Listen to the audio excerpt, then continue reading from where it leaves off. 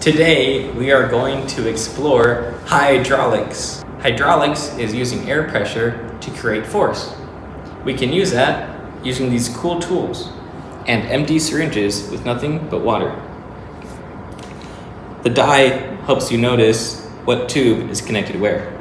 If I squeeze this, I will first put air inside the tube. Watch what happens to the machine. The air pressure caused it to lift up, and when I press it down, the claw goes down. Let's put it back up,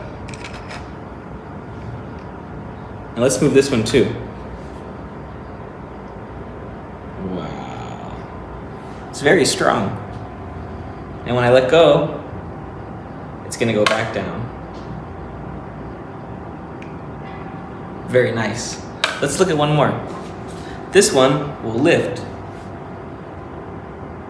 as I increase the pressure. Wow. And it will go back down. Just like that.